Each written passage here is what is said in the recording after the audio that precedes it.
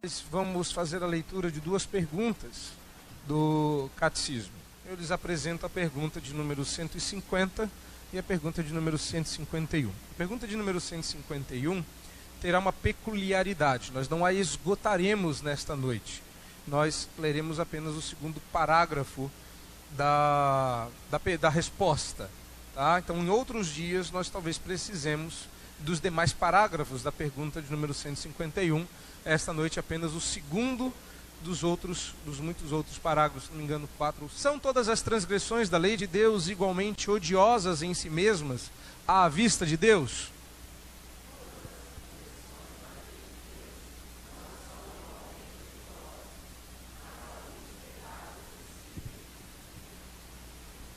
Pergunta de número 151. Quais são as circunstâncias agravantes que tornam alguns pecados mais odiosos do que outros?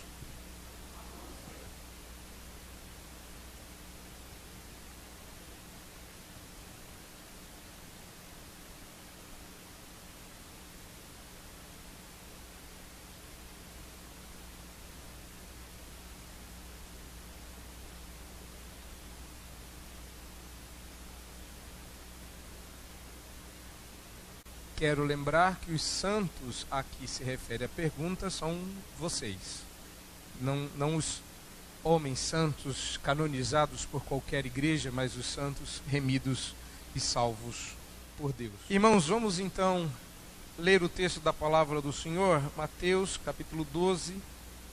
Você já abriu aí, nós vamos até o verso de número 22 e dali lermos até o verso de número 37.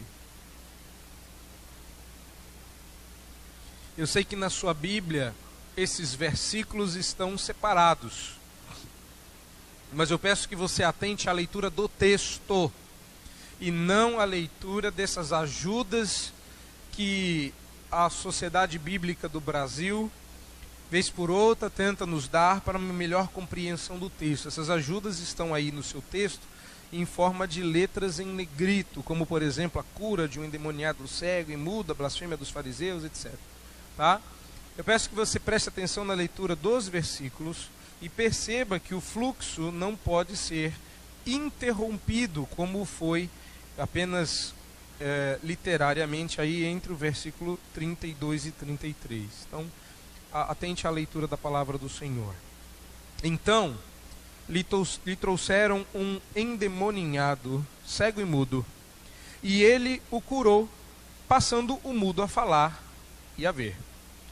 E toda a multidão se admirava e dizia: é este, porventura, o filho de Davi? Mas os fariseus, ouvindo isto, murmuravam: este não expele demônios, senão pelo poder de Beelzebu, maioral dos demônios.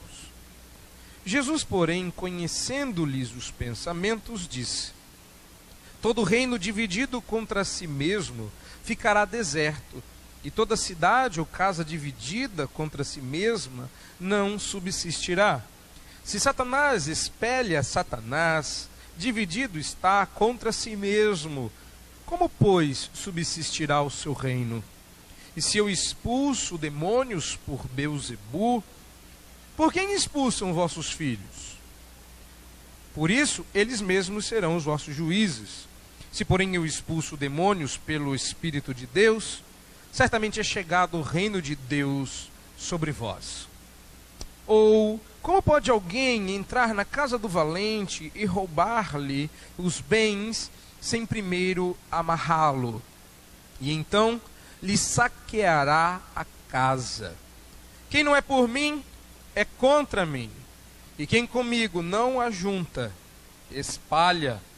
Por isso vos declaro: todo pecado e blasfêmia serão perdoados aos homens, mas a blasfêmia contra o Espírito não será perdoada. Se alguém proferir alguma palavra contra o Filho do Homem, ser-lhe-á isso perdoado, mas se alguém falar contra o Espírito Santo, não lhe será isso perdoado, nem neste mundo, nem no porvir. Ou fazei a árvore boa e o seu fruto bom, Ou a árvore má e o seu fruto mau? Porque pelo fruto se conhece a árvore.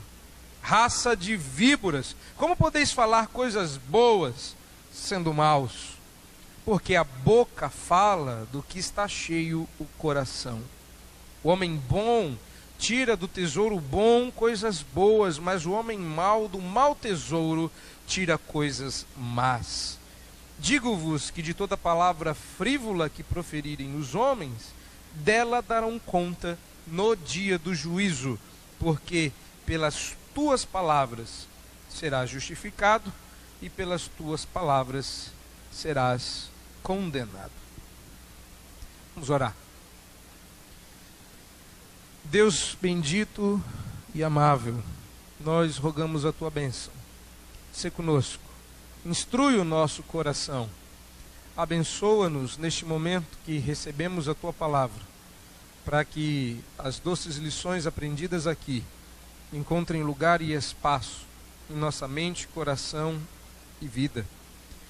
Ajuda-nos, ó Deus, a compreender as lições que o Senhor Jesus nos deixou. Pedimos em nome de Jesus. Amém.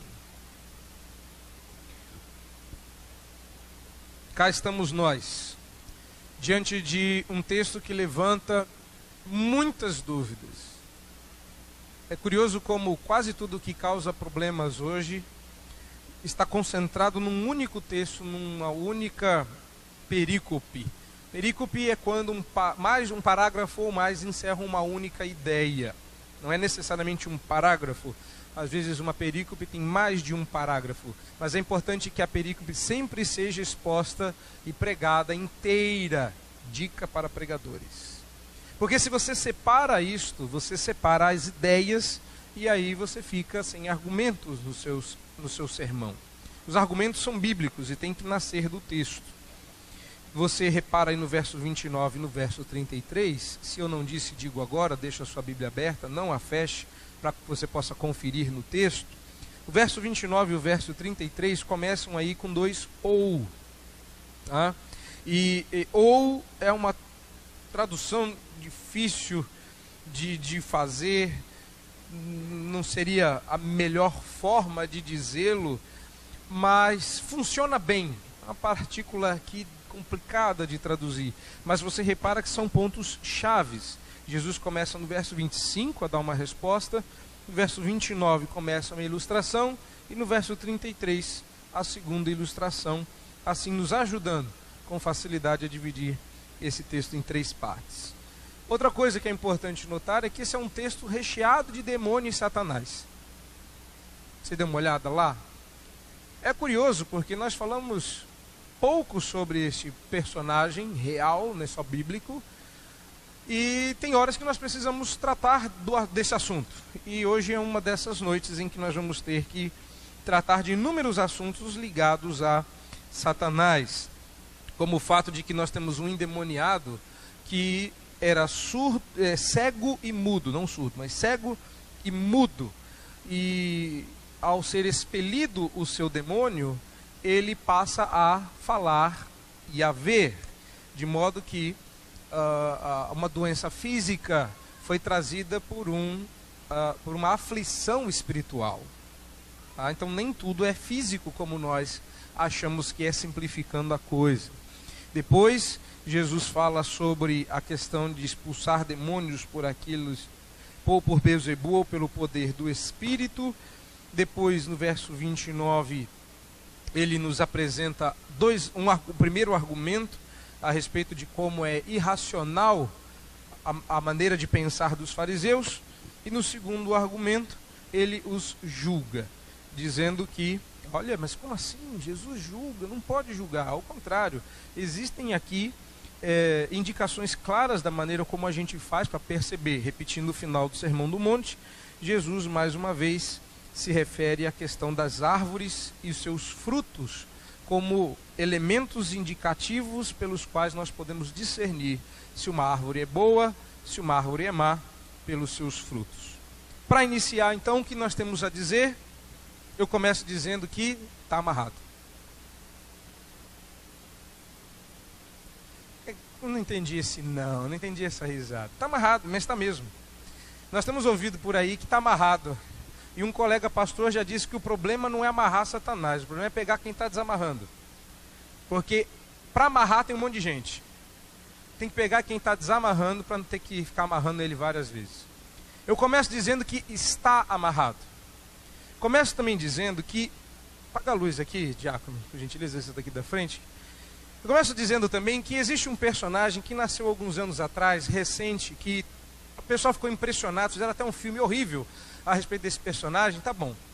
E acharam que a ideia era boa, mas era uma ideia roubada, essa ideia já estava na Bíblia. Eles apresentam um herói, olha que curioso. Este herói chama-se Spawn. Para quem não conhece, Spawn é um personagem de quadrinhos que veio do inferno. E ele recebeu os seus poderes do diabo. Que coisa linda. Né? Não diga nossa, que fica pior. Mas você repare aí que ele tem um aspecto meio demoníaco. E a história de um policial que por causa das... Esse aqui é o filme, ó. Isso aí é já a imagem do filme. A história de um policial que morre em serviço e vai para o inferno. E se torna um soldado de Satanás. E ao receber os seus poderes satânicos, ele se revolta contra Satanás. E começa uma luta contra os soldados do inferno como ele. Tanto é que o nome completo do quadrinho é Spawn, Soldado do Inferno. Se esse personagem fosse possível, era disso que estava sendo acusado Jesus. Ele expulsa demônios pelo poder de Beelzebu. O herói Spawn já tinha sido criado e ele é criação dos fariseus. Curioso é ver crente gostando de ler essas histórias. Mas você pode nem saber que Spawn existia. Pode acender a luz aqui. Você pode até nem conhecer essa história. Talvez você tenha visto e sabido dessa história pela primeira vez aqui, hoje. Nesse formato, sim. Mas eu espero que não seja a primeira vez que você ouve essa história. Talvez a primeira vez que você ouve a explicação dela. Mas o fato é que a ignorância das Escrituras tem feito aberrações como estas. Ele é um herói. Ele é um herói. Um herói que veio do inferno. Vamos deixar uma coisa bem clara aqui. Heróis podem até ir para o inferno, mas não vêm de lá. Um herói? Não. Acho que o nosso mundo já está tão de pernas para o ar que a gente já está aceitando até a sugestão dos fariseus. Então, quando você olhar para esse texto, eu espero que você, a partir de hoje, abandone de uma vez por todas a sua ingenuidade, achando que tudo com que você deve se preocupar no mundo chama-se eu mesmo. Meu maior inimigo sou eu, dizem os autores de autoajuda. Se você se derrotar, você se vence. E aí você passa a ser o protagonista da sua própria história, regendo-se. Tudo isso é muito bonito de dizer. Difícil de fazer essa coisa acontecer na prática. Diz um outro colega meu que quando você compra literatura de autoajuda para ficar rico, só tem uma pessoa que fica, o autor. Então, vamos parar com essa nossa ingenuidade e achar que o demônio, Satanás, ou o diabo, como queira, espero que você não o queira, pare de achar que ele não é um inimigo que está ao nosso redor e que nós não precisamos lidar com ele. Ao contrário, na introdução desse texto, essa introdução aí vai dos versos 22 a 24, ele aparece como personagem coadjuvante, mas aparece.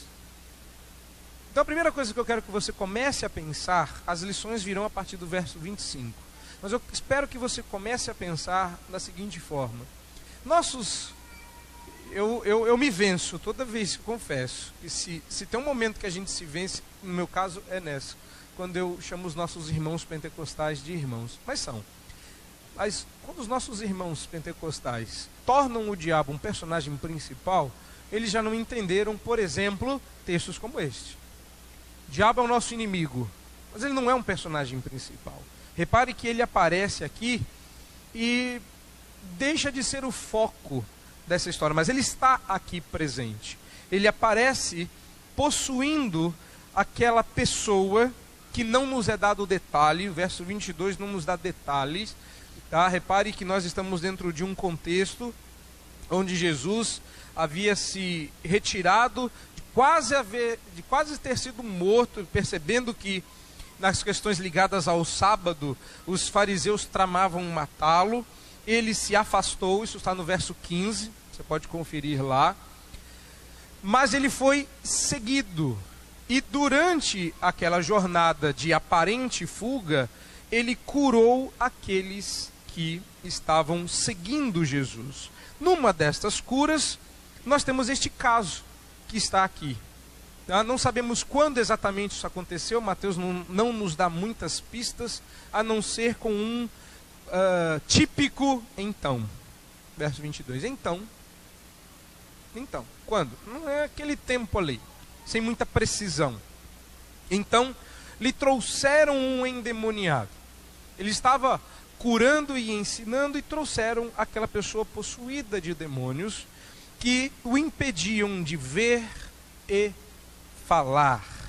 Repare que, sem muita firula, sem muito trejeito, uma autoridade simples, mas absolutamente inquestionável, o texto diz que ele o curou.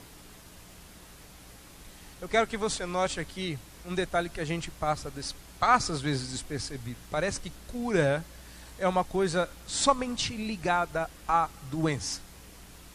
Cura é uma palavra que nós ligamos a problemas que são de ordem física. Espiritualmente, não. Eu quero que você note outra coisa, que nós estamos errados em ligar a palavra cura somente a questões físicas. Outra coisa que eu quero que vocês observem aqui é que a cura teve efeitos físicos, mas é claramente observado aqui a origem espiritual do problema. Nós vivemos numa sociedade onde tudo é muito bem divididinho entre espiritual e físico, como se uma coisa não se relacionasse com outra. Esse texto vence as nossas barreiras e apresenta um endemoniado. O problema era o demônio, mas como é que nós sabíamos do problema? Porque ele era cego e mudo. E Jesus não o exorcizou, não fez aquela papagaiada toda dos nossos tempos. Não há uma descrição detalhada, muito discretamente, Mateus quer focar no efeito. É curioso que de todas as curas que aconteceram, ele selecionou alguém que não via nem falava. E quando Jesus cura espiritualmente, fisicamente, ela passa a ver e a falar. E não é qualquer coisa. Não era qualquer coisa. De alguma forma, esse homem passou a anunciar o reino de Deus de tal modo que a multidão, verso 23, se admirava do ocorrido. Nós só podemos imaginar que situação era essa. Porque Jesus já havia curado tanto cego, já havia curado tanto surdo-mudo, e já tinha tirado tanto demônio, que não era mais de surpreender. Mas esse caso surpreendeu. Mas Mateus está salientando aqui, não o demônio. Reparou? O ponto não é, e o demônio saiu. O ponto é, passando o mudo a falar e a ver. É assim que se introduz essa história. Cuidado com o que você fala, cuidado com o que você vê. Às vezes a gente acha que está vendo e está cego. Igual eu, que achei que estava vendo na música e não estava vendo coisa nenhuma porque não estava lá. Eles achavam que viam. E uma cura física vai apontar para a cegueira espiritual dos fariseus. Mas quando você passa a ver, sua boca tem que passar a falar. Você consegue ver? Se vê, por que não está falando? Pense nisso. O drama começa no verso 23. Qual é o drama? A multidão deu uma variada, deu uma admirada ali. Olha o verso 23. A dúvida foi levantada. E a dúvida era: será que ele é o Messias? Tá estranho isso aqui. Tá ficando meio óbvio. Não tá dando mais para fugir do fato de que esse homem, eu acho que ele é o filho de Davi. A dúvida não era se Jesus não era. A dúvida era se ele era. Será que ele é o Messias? E o povo começou a se perguntar, e isso estava começando a ficar perigoso. O drama está sendo tecido aqui, porque para os fariseus, que já estavam de olho em Jesus desde o sábado, que já estavam tramando matá-lo, acompanhavam o ministério de Jesus, e vendo que ele estava curando, e até que a multidão rejeitasse ou permanecesse na dúvida, isso caminhava bem, sem perigos. Mas agora o perigo se mostrava para os fariseus. Eles estão chegando a conclusões que a gente não interessa para a gente. Precisamos da opinião pública a nosso favor. E a dúvida era: é este, porventura, o filho de Davi?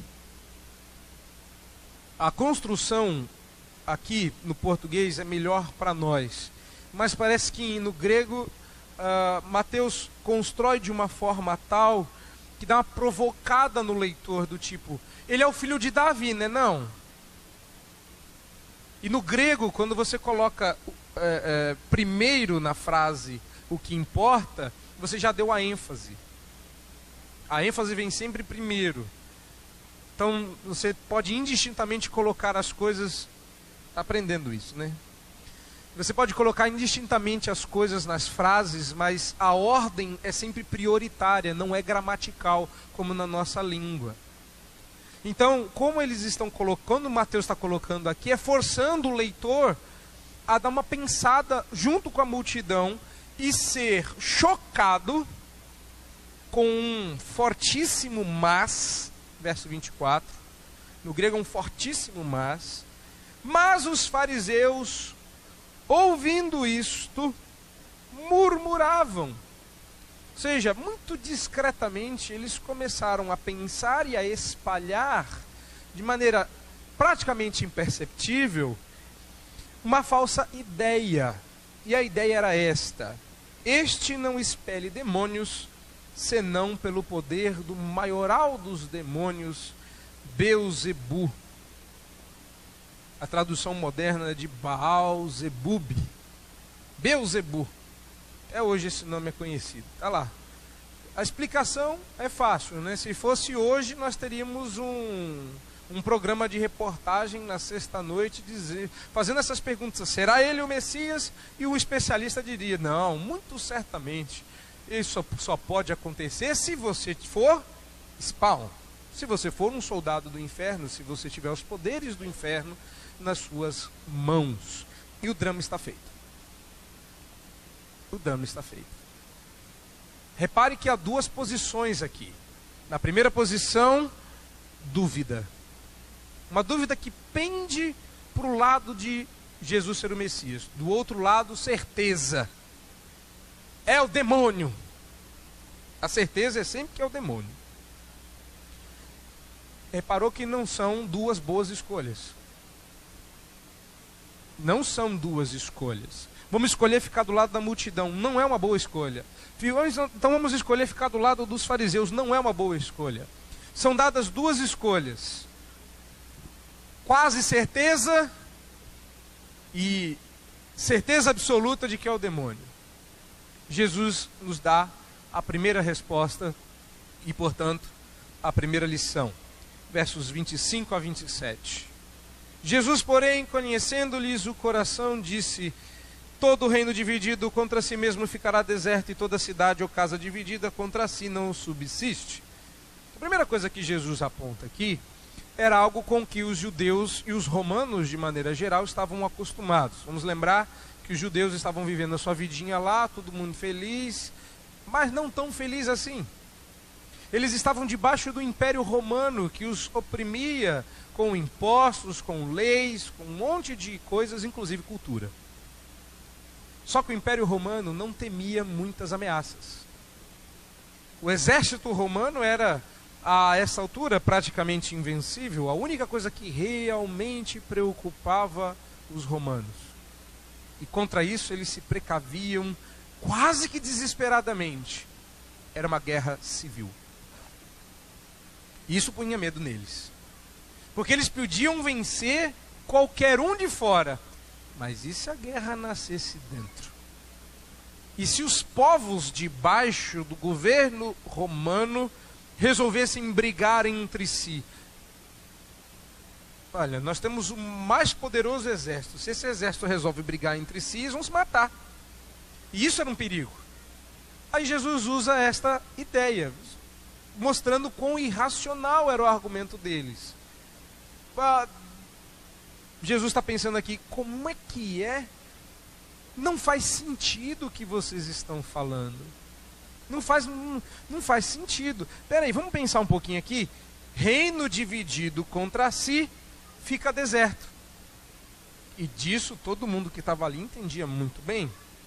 Ou seja, se a casa, o reino ou o feudo resolver brigar entre si, no dia do ataque eles não tem ninguém para matar, porque todo mundo já se matou.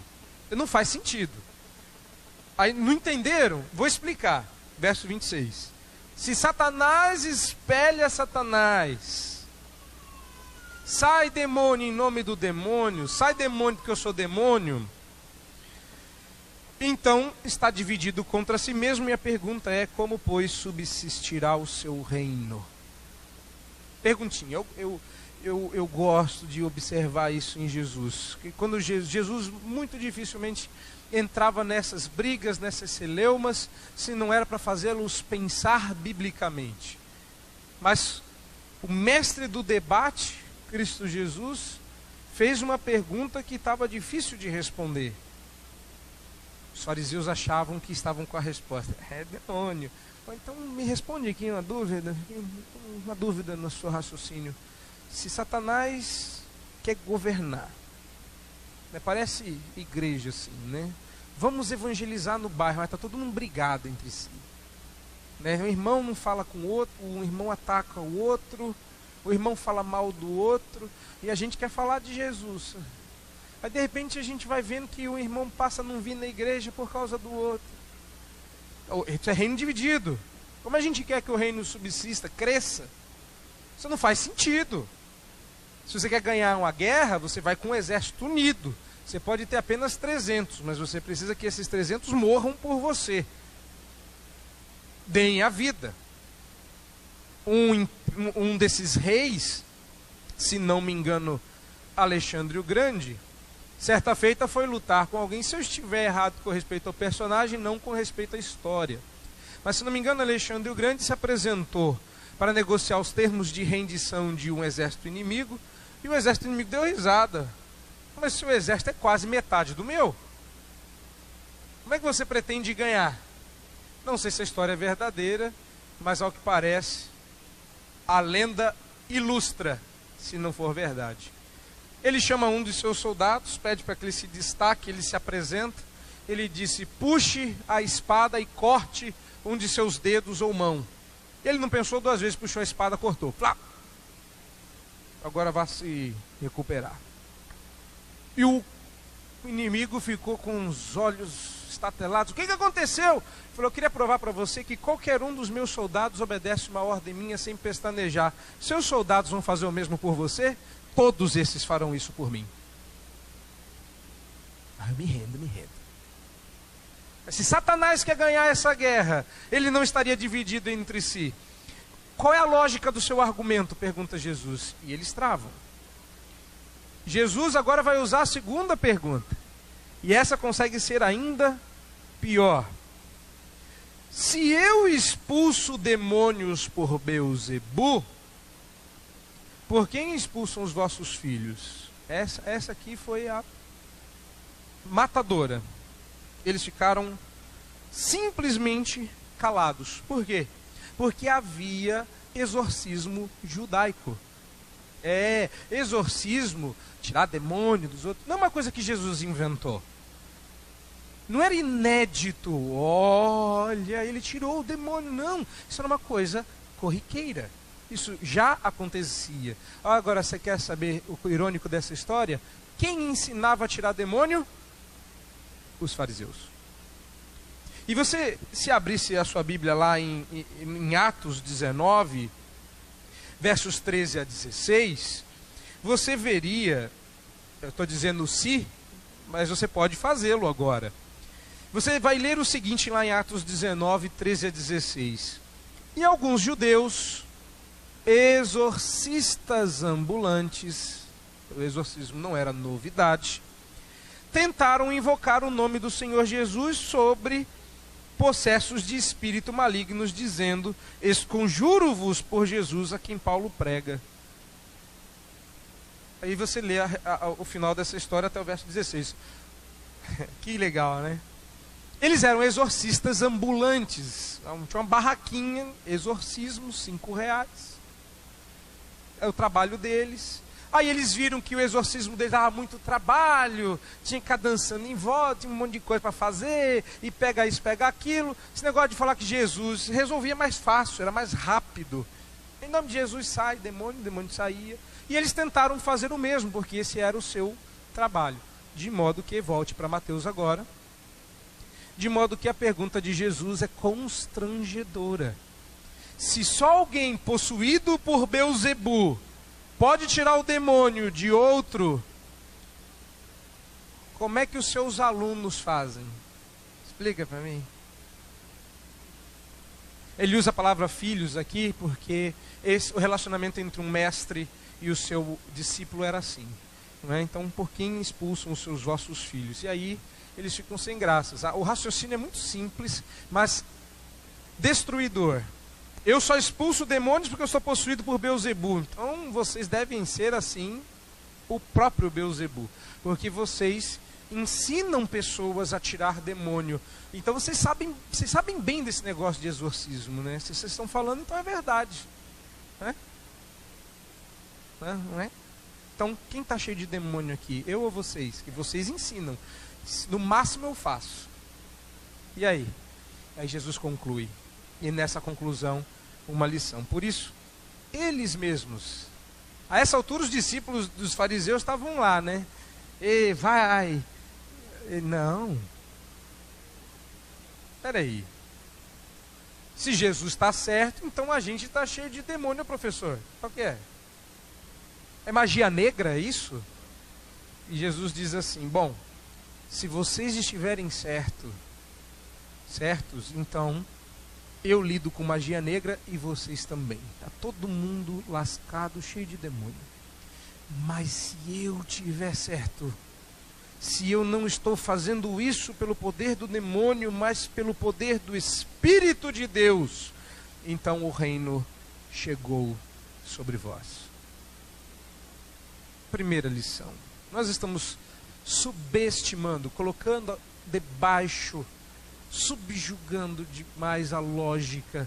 Nós estamos fazendo com que os nossos argumentos não tenham mais sentido e queremos que esse palavrório sem sentido, este evangeliquez de frases de chavões soltos, interconexos por um glória a Deus e ó Pai, funcionem para levar pessoas aos pés da cruz. Que a nossa pregação tem que ser bonita, mas absolutamente sem sentido. Quando Jesus usa lógica. É lógica, irmãos. Não temos citação bíblica aqui. Não temos um texto do Antigo Testamento aqui. Lógica. Raciocínio. Tem que pensar.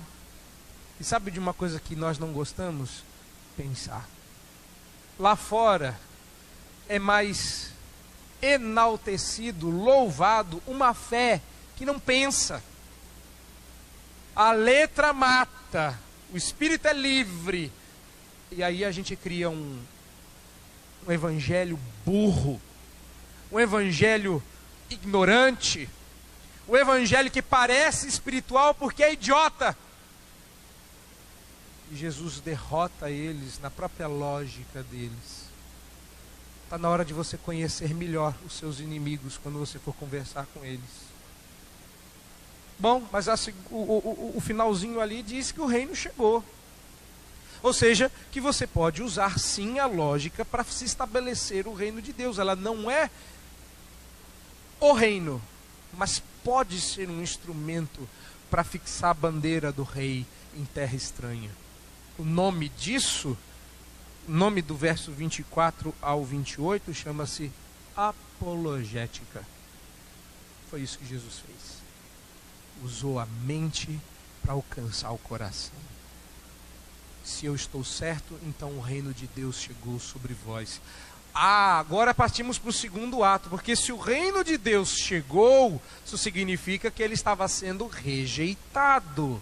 Se o reino chegou e a resposta era meio óbvia, tinha que dizer que era pelo Espírito de Deus, senão não fazia sentido argumentar a questão do demônio. Jesus pegou eles. Vai dizer que é pelo Espírito de Deus? Engasgou? Então eu devo estar certo. Agora, se eu estou certo, você está rejeitando o reino de Deus. E aí começam as duas ilustrações. Primeira delas, está amarrado. Olha lá. Como pode alguém entrar na casa do valente e roubar-lhe os bens sem primeiro amarrá-lo? Quem está amarrado é o diabo. Quem amarrou o diabo foi o pastor. Não foi pastor nenhum. Não foi. Foi Jesus. Então esse negócio de pastor dizendo assim, em nome de Jesus está amarrado. Ou como disse um outro aí que me passaram um vídeo, onde o pastor, eu dá até vergonha de chamar um homem desse de pastor, disse, olha o que o diabo faz com dinheiro de quem não é dizimista. E falou assim, desamarra ele, Jesus. Que negócio é esse? Se Jesus resolve desamarrar o demônio, nós sabemos bem o que acontece. Você devia ter lido até o fim, que aconteceu em Atos 19. Se Jesus resolve desamarrar o demônio, me perdoem a maneira indelicada e o baixo calão, mas ele pega você de porrada. E diz o texto que bateu tanto que eles saíram nus, porque rasgaram-se-lhes a roupa de tanto que apanharam. Você não vai precisar ver nunca mais o UFC na vida, se Jesus resolver desamarrar o demônio para ver o que acontece. Jesus está dizendo que o reino de Satanás está sendo saqueado. Foi isso que aconteceu com o endemoniado que foi liberto das garras de Satanás. Eu entrei na casa do valente, amarrei o valente e roubei o seu cativo. Aí aqui já é Isaías. É o texto que nós lemos na liturgia. Isaías 49, quando Deus anuncia que da casa do tirano, da casa daquele que prendia, seria tirado o prisioneiro. Jesus entrou no reino das trevas, roubou os seus súditos e os arrastou para o reino da luz e disse, vocês são meus. E é isso que Jesus está dizendo. Então está amarrado e vai ficar amarrado, ninguém desamarra. E não está amarrado agora, não fui eu que amarrei. E nem está amarrado a partir de hoje na sua vida, está amarrado desde essa época aqui.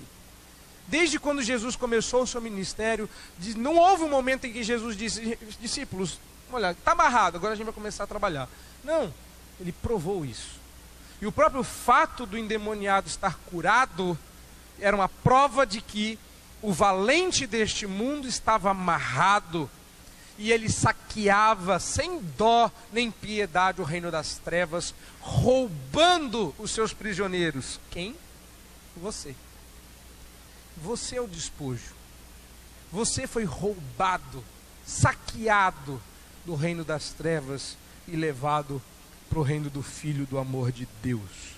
30 até o 32. Quem não é por mim, é contra mim. Quem comigo não ajunta, espalha. Por isso vos declaro, todo pecado e blasfêmia serão perdoados aos homens, mas a blasfêmia contra o Espírito não será perdoada. Se alguém proferir alguma palavra contra o Filho do Homem, ser-lhe-á isso perdoado, mas se alguém falar contra o Espírito Santo, não lhe será isso perdoado, nem neste mundo, nem no porvir. Há alguns capítulos atrás, os fariseus estavam apertando Jesus, dizendo, quem é ele que perdoa pecados? Agora nós temos o próprio homem que disse algum tempo atrás, e perdoados estão os seus pecados, dizendo, tem pecado que não será perdoado. Ah, mas Jesus perdoa todos os pecados. Não. Não.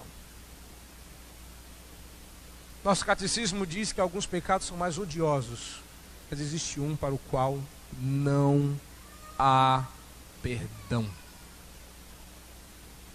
Não é que Deus odeia mais. Não há perdão. Você, se cometeu esse pecado, vai para o inferno sem choro nem vela. Abra sua Bíblia em Hebreus.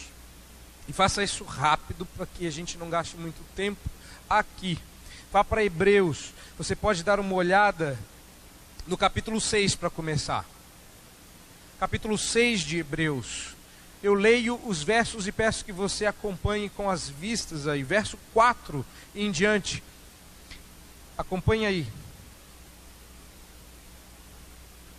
É impossível, pois, que aqueles que foram uma vez iluminados e provaram o dom celestial e se tornaram participantes do Espírito Santo e provaram a boa palavra de Deus e os poderes do mundo vindouro e caíram. Sim, é impossível outra vez renová-los para arrependimento, visto que de novo estão crucificando para si mesmos o Filho de Deus e expondo-o à ignomínia. Eu vou explicar, mas antes você precisa conhecer. Agora você vai para o capítulo 10, verso 26, ainda em Hebreus. Repare que é Jesus quem lança essa teologia, nós estamos vendo o desdobrar dela.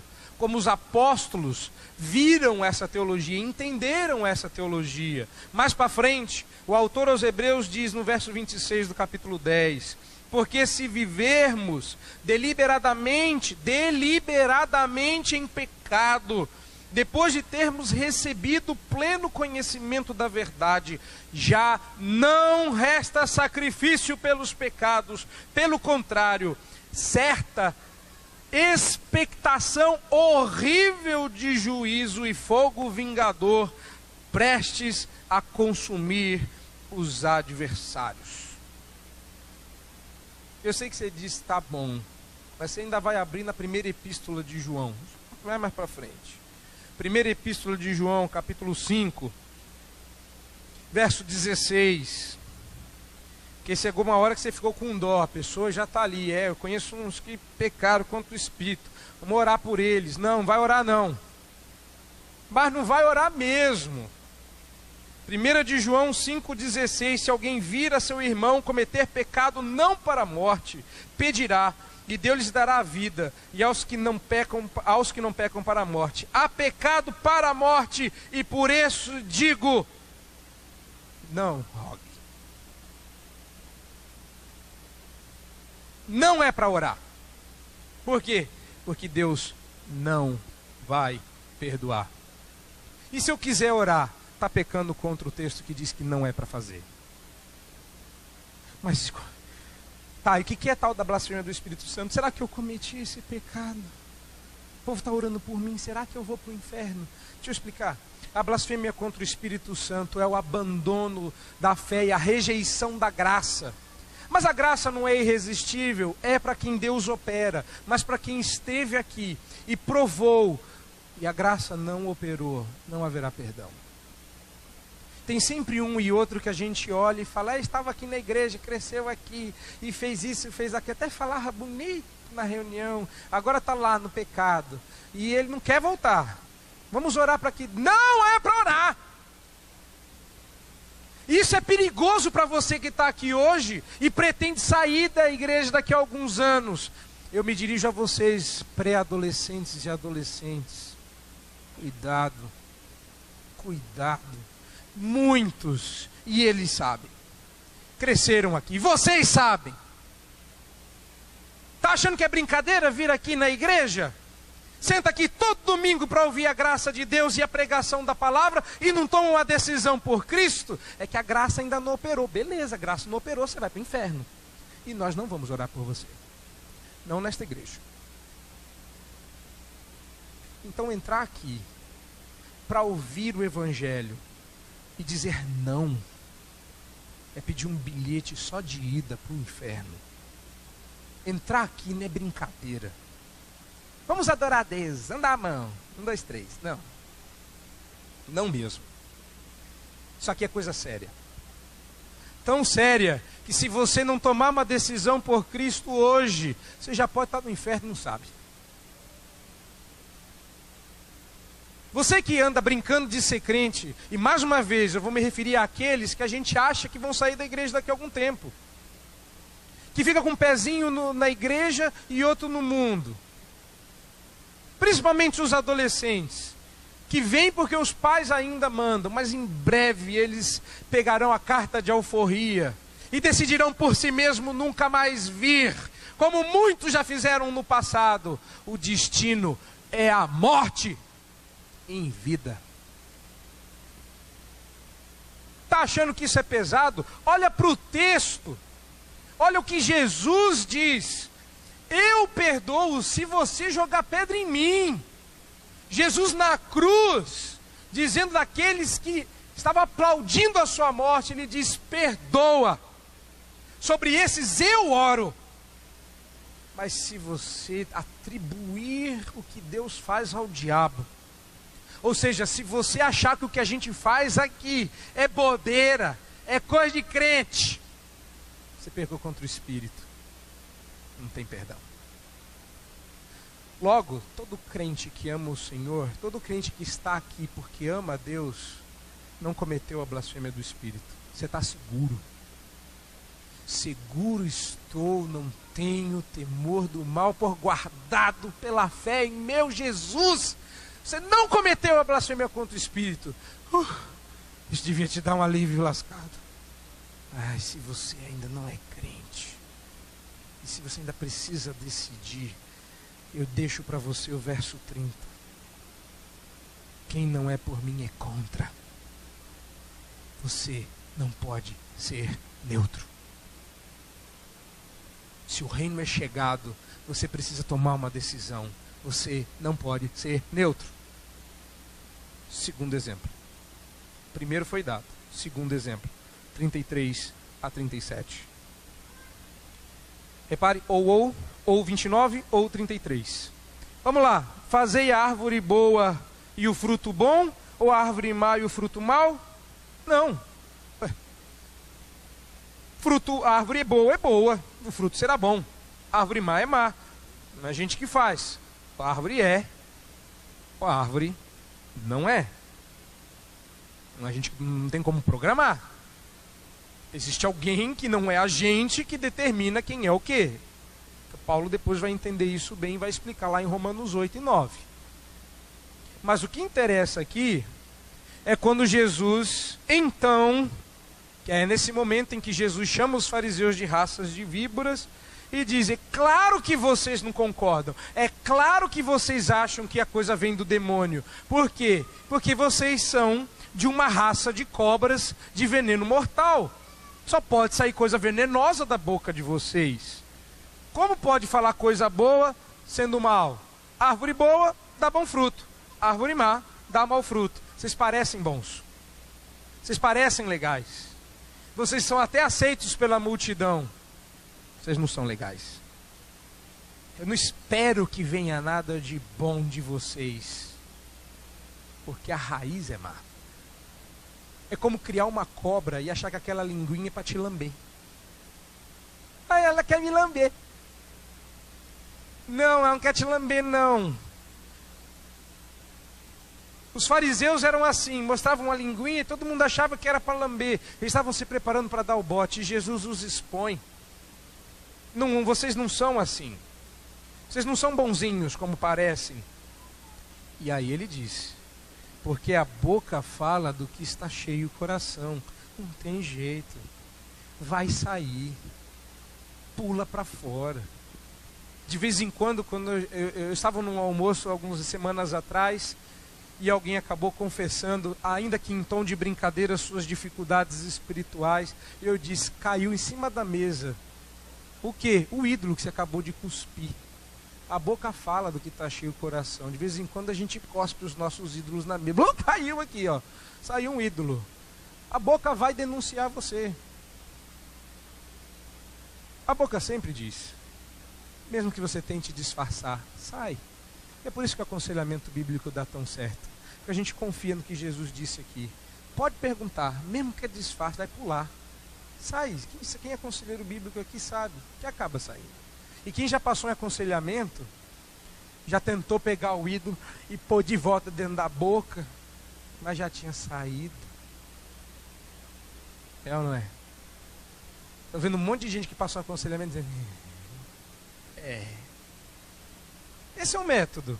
Método de Jesus. Agora olha só como é que Jesus termina, 35 em diante. O homem bom tira do tesouro bom boas coisas. Ele não está dizendo que existem pessoas boas e existem pessoas más. Ele está usando um recurso, uma figura de linguagem, dizendo que o homem bom, ele só é bom porque tirou do bom tesouro boas coisas. O homem mau só é mau porque o tesouro dele é mau. Por que ele está falando de tesouro aqui? Porque ele já tinha dito isso no Sermão do Monte. Qual é o seu tesouro? Onde você entesoura as coisas da sua vida? Verso 36, então, ele termina esse argumento dizendo: digo-vos que toda palavra frívola, ele está falando esse negócio de chamar eu de Beelzebul, e o que eu faço de... isso aí é frivolidade. Vocês não entenderam o peso da palavra de vocês, lançaram como se não valesse nada. Ao contrário, digo-vos que toda palavra frívola que proferirem os homens, dela darão conta no dia do juízo, porque pelas tuas palavras será justificado, pelas tuas palavras será condenado. Como assim?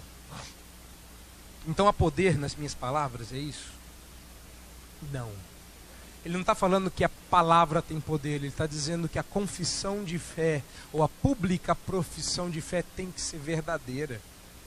E é usando as palavras. Novamente, nós nos lembramos do que? Romanos 10. Lá em Romanos 10, texto que nós lemos na liturgia, fala justamente isso. A palavra está perto de ti, na tua boca. Se com a tua boca confessares Jesus como Senhor, e em teu coração creres que Deus o ressuscitou, será salvo. Com o coração se crê para a justiça, e com a boca se confessa a respeito da salvação. Paulo entendeu o que Jesus estava ensinando aqui. O que você fala denuncia você, ao mesmo tempo que o que você fala justifica você. Não é desculpa, é fé, profissão de fé. E é por isso que nós mudamos o sistema aqui. Ao invés de ficar fazendo perguntinha para a pessoa dizer sim, não, sim, não, sim, sim, sim, não, sim, não, sim, não, não sei. Próxima. Você vai ter que falar. Ah, é tão difícil ser mesmo nessa igreja, tem que falar o credo lá na frente. Você vai ter que falar o credo todo dia.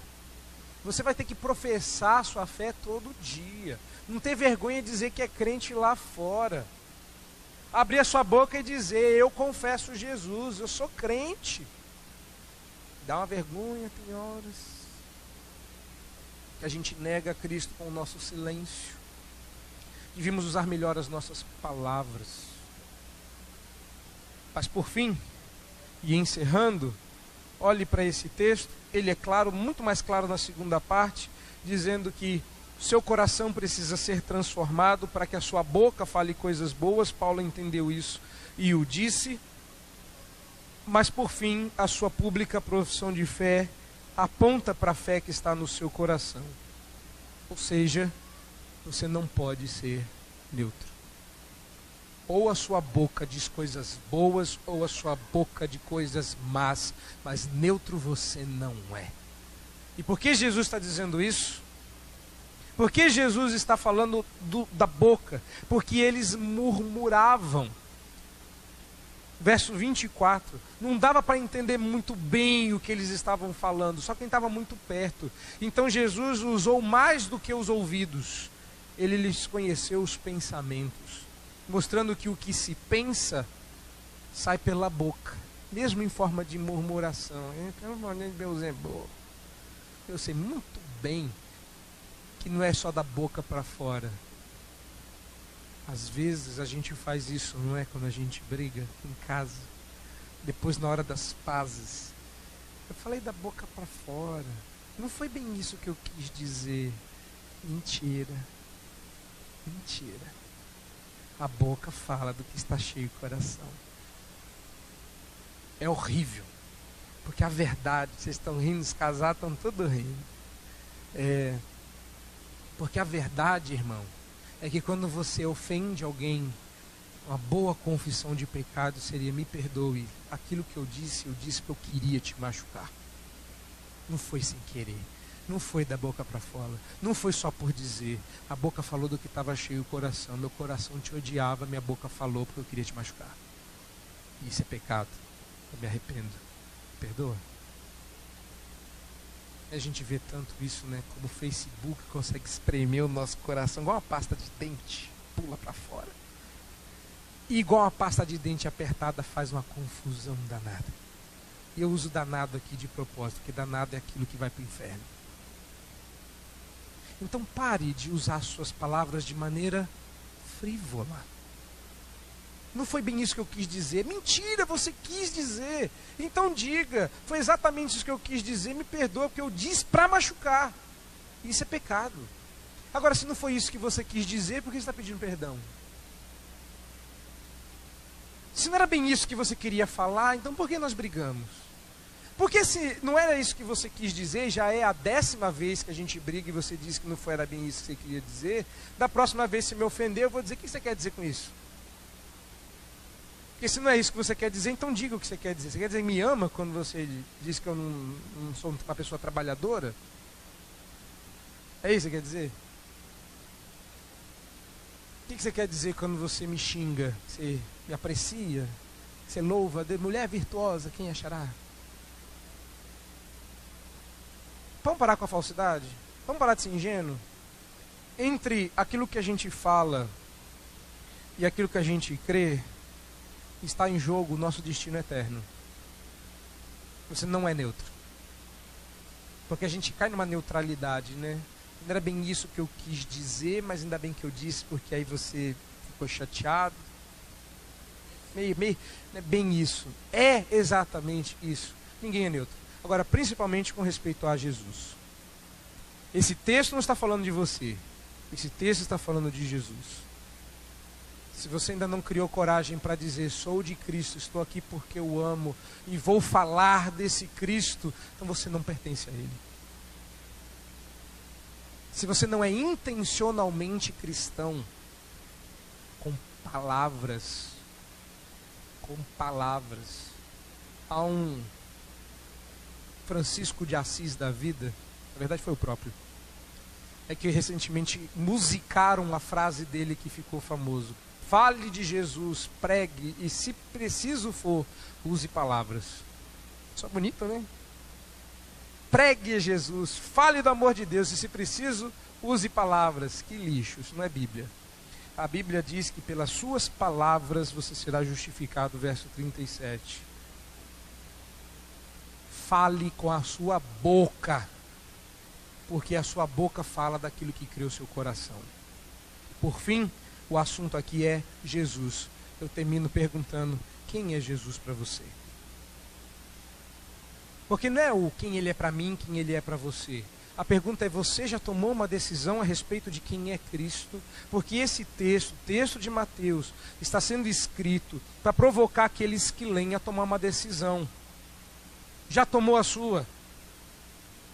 Não. A sua boca ainda não falou que crê em Jesus Cristo, o único Filho, nosso Senhor. Então você vai para o inferno. Já parou para pensar nisso? Você está de brincadeira com Deus? Vindo aqui todo domingo, ouvindo da graça de Deus. O reino é chegado sobre você. E você está esperando o quê?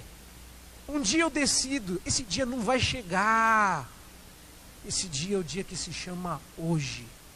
Esse dia chegou. E se você não tomar a sua decisão, você já tomou a sua decisão. Eu vou repetir para encerrar. Se você não tomar uma decisão por Cristo, você já tomou uma decisão. Sabe quem é Baal-zebub ou Beuzebu? Não? Se você não tomar sua decisão por Cristo, vai encontrar com ele. Eu não vou apresentar ele não, porque eu não conheço, não quero saber e não tenho raiva de quem sabe. Mas se você quiser saber quem é, basta você dizer que eu falei um monte de groselha. Recentemente foi assim que alguém definiu o aconselhamento comigo. O papai dele foi lá e falou assim: meu filho está vindo aqui passar em aconselhamento contigo. Eu perguntei como é que está indo. Ele falou: é gostoso, né? Vou lá tomar groselha. É assim mesmo. A groselha que salva. E você já bebeu desse suco de groselha? Você não pode ser neutro.